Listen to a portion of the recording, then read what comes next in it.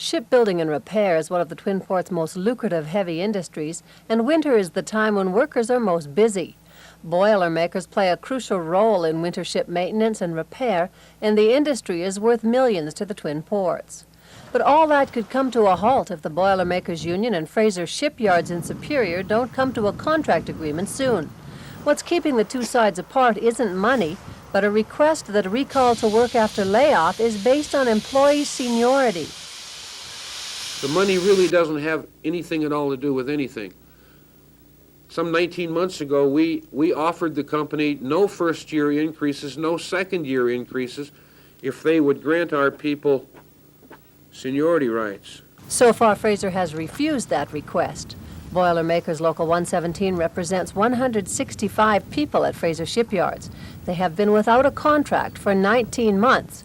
But bad feelings between the union and Fraser span some 12 years. Local union president Rick Upton says the battle is based in unsafe working conditions about which workers are afraid to complain.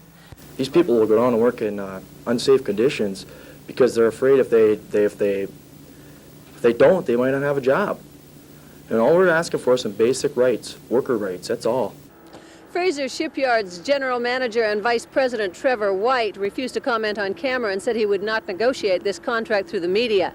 He said negotiations with the Boilermakers Union are continuing. At Fraser Shipyards in Superior, Barbara Riles, News 6.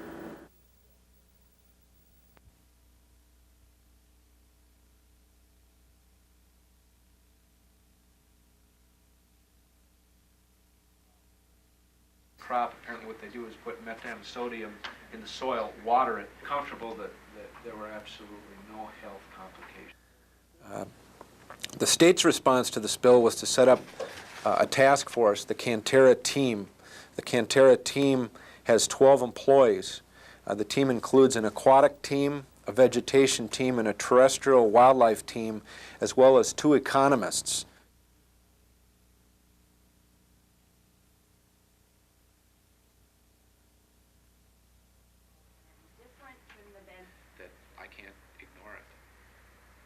In Dunsmuir, we spoke to county and state health officials that said, yes, there are health complications due to the spill.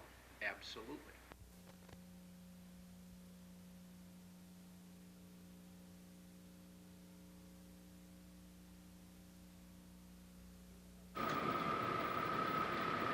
Silver Bay police were caught off guard by what they found at 67 Burke Street last night after receiving an emergency phone call from Deborah Blackstock's 9-year-old daughter. She had told him at that time that her daddy had shot her mommy. When authorities arrived on the scene, they saw a man with a rifle speeding away on a snowmobile up this trail into a wooded area right across the street from the house. Hiding between the trees, 34-year-old Bruce Blackstock then began shooting. That's when we heard a shot, and at the same time I heard a shot hit what I believe the shot was hitting my squad car. Nearly an hour later, police tracked the suspect through the woods and found him lying in the snow with a bottle of pills by his side. He was arrested without incident. By then, authorities had turned their attention to the house. Inside, Deborah Blackstock had been shot to death. 2 of her 3 young children saw it happen. Very brave little kids, two of the young kids were in the house at the time. And very, very brave little children. Just by the grace of God, everything turned out the way it did. It could have been a lot worse. Police say the couple had a history of domestic problems. She worked at the veterans home. He was unemployed. Neighbors say although friendly, the family kept to themselves. This woman lives down the street. She saw Deborah shortly before she was killed. Worked with a friend of mine, and a very personable woman, very personable. And it's so tragic. The Bureau of Criminal Apprehension and local police spent the day at the crime scene searching for information and evidence, while this quiet community searches for peace of mind. In Silver Bay, Amy Rutledge, News 6.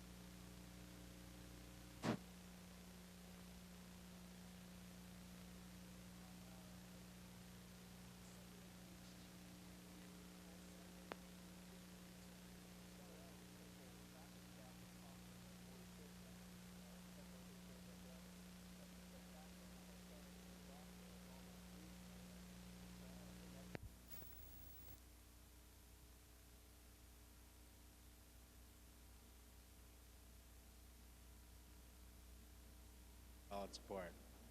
Do you think there's any chance for an override if Governor Carlson were to get elected? Well, I hope that Governor Carlson would stop being only the governor for the millionaires of Minnesota and would start thinking and looking at the problems that middle and low-income people have in this state, and in fact would sign a bill like that.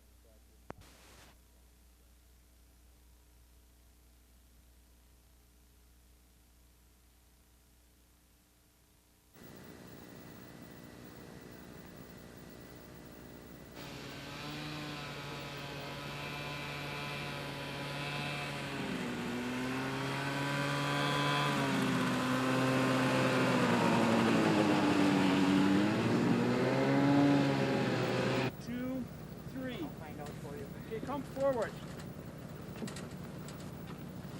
Okay, swinger, Taylor on this way.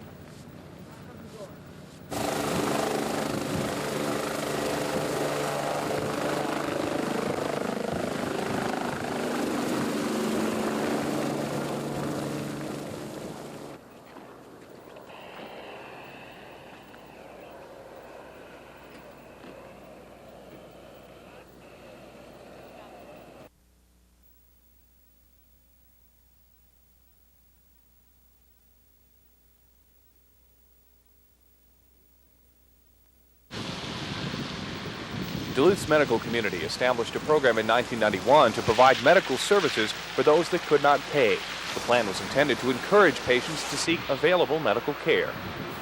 And while it is true that the healthcare institutions here in Duluth all said that they turned no one away, the fact is that if someone received services, they would still get a bill. And there was concern that if someone got a bill that they couldn't pay, they might never come back. And that would create a barrier to receiving any future health care services. More than 1,200 people have participated in the program, which has already provided $1 million in health care services, a figure that compares favorably to other parts of the country. And the hospitals and the physicians give an amazing amount of free medical care in this area. Not only the area that Dr. Clark was talking about there, but many millions of dollars all through the system. On the Miller-Dwan aspect, for example, Miller-Dwan gives a tremendous amount of free care. In the changing atmosphere surrounding health insurance and care, the Duluth-based program was designed to fill a need that physicians say is real. Well, I'll give you my personal opinion on that. I feel that universal medical care is a right of all citizens. And if the governmental agencies and if the people in general are not picking it up, then the private process has, I suppose, a responsibility to do that.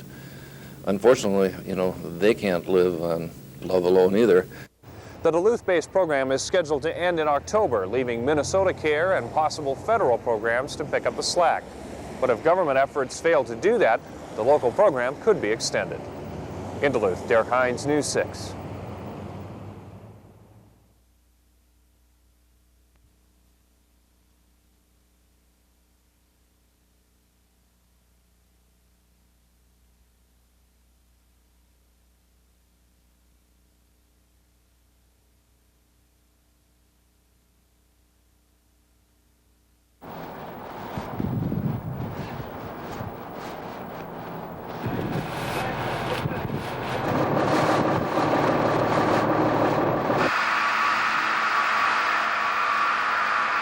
If we eliminate any heating or electrical or any other cause that could possibly have done it accidentally, there's only one other choice left. And so it's leaning very strongly towards arson.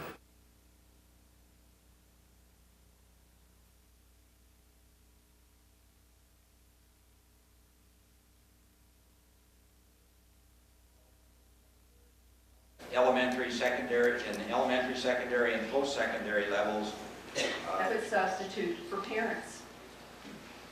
25 President and Governor have the ideas, but will the legislators for the individual develops 50? We have an awesome task before us as to how we're going to educate kids.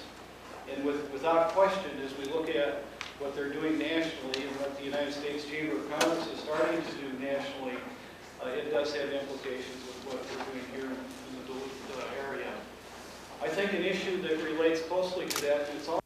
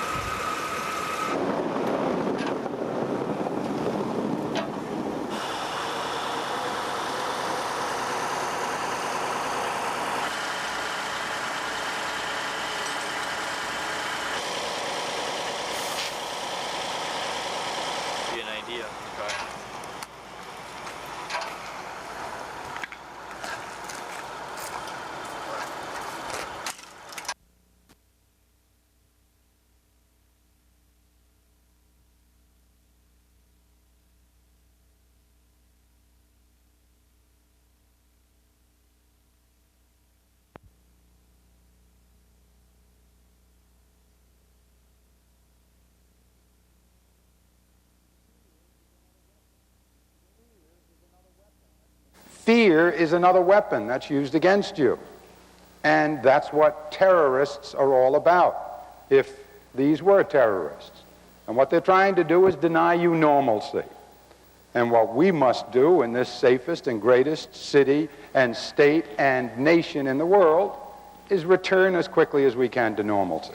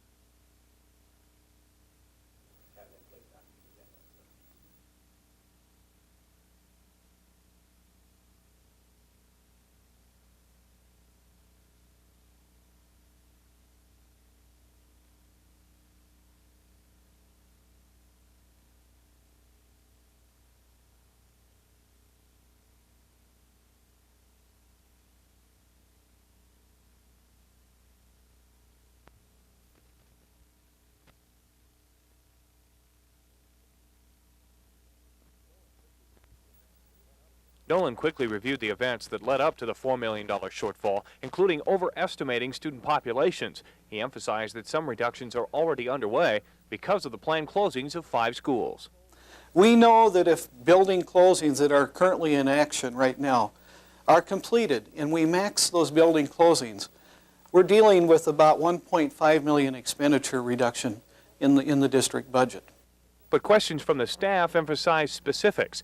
Nolan said savings can be realized through attrition in some cases, but staff cuts, particularly at the 5 schools slated to close, are likely. One of the savings areas is to reduce those types of costs. And yes, there will be some of the administration positions that will be cut. Most of the savings that we have will be in the labor area.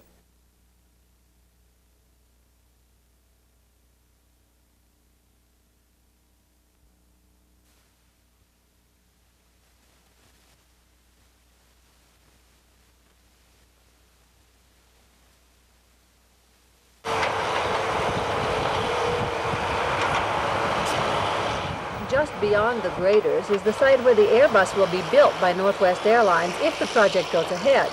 While decisions on that are being made in St. Paul, work is proceeding on a taxiway that will connect the site with the main runways. But the taxiway is not just for the Airbus facility. It will give air traffic access to any development that might eventually be built on the north side of the airfield. Well, if the Airbus doesn't come, that taxiway will continue to grow to serve its north side purpose. This $3.5 million project, which includes leveling a small hill between the 2 main runways, has been included in the airport's long-range plans for years. 90% of the project is funded by the Federal Aviation Administration. The remaining 10% will come from Duluth Airport user fees. The plans also include a $1.5 million second phase in which the taxiway will be paved and lighted. Work on Phase 1 of the project should be completed by the end of the summer. Startup of Phase 2 is dependent on gaining further federal funding. At the airport in Duluth, Barbara Riles, News 6.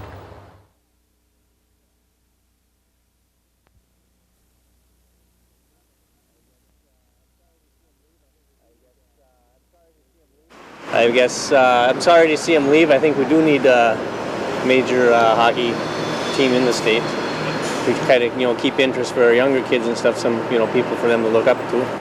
I don't know. I think Minnesota portrays, like hockey and cold weather and snow, and it could be kind of a bummer not to have your own hockey team here. They should have found some way of keeping them here because, like I said, the North Stars are a good team. I'm really proud of them and stuff, and I hate to see them leave, so the state should have worked harder to keep them here. Black being grabbed. There will be a penalty and they may still call the penalty under the new. I have very little respect for him if he's out for so much money, if it's just a money thing. You know, the team's been here for a long time, and I think it should stay. Well, I really think that some other team will come in here in a few years, but I don't personally, I don't care for him very much.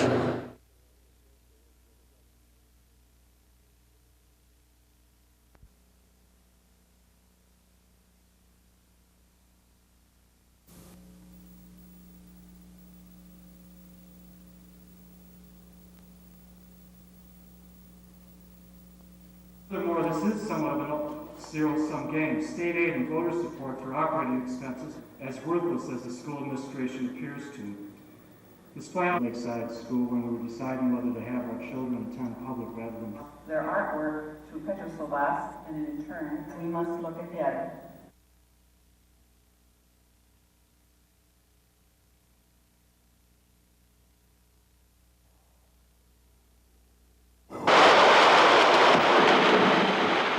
Prices began rising with plywood, then construction lumber, as Florida rebuilt after the devastation of Hurricane Andrew. Now the market is responding, the market's coming back. You know, the housing starts are improving. You know, things like Hurricane Andrew have added, you know, maybe 10% onto the normal demand. So it's escalated the demand and therefore the prices.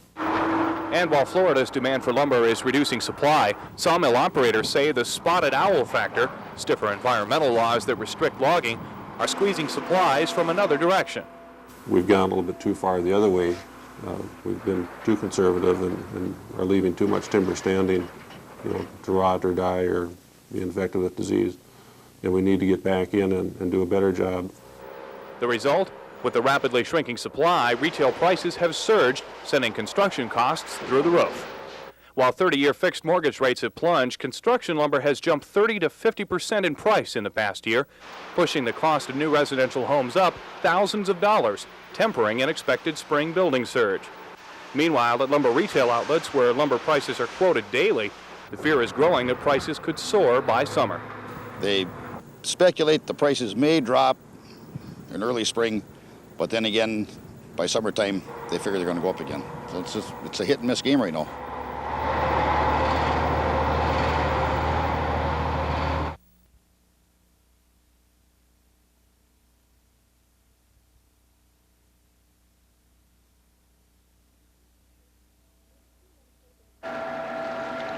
With the Sioux Locks opening next week, the port is expected to be in full swing very shortly.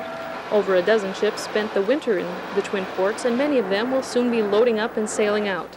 Last season, 35.5 million metric tons of cargo moved through the ports, generating $232.96 million of commercial activity.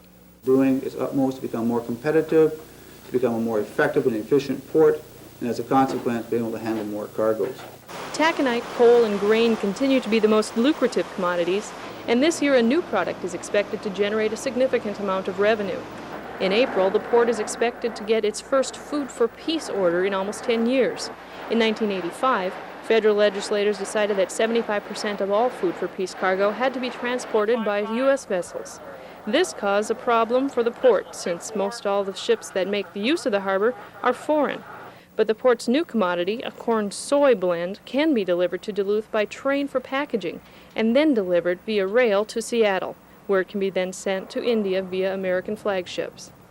It gets us back into the public law 480 business, back into the Food for Peace business. It provides local employment, provides revenue for those who are involved.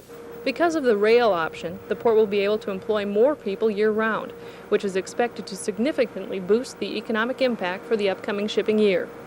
In Duluth, Jill Enval, News 6.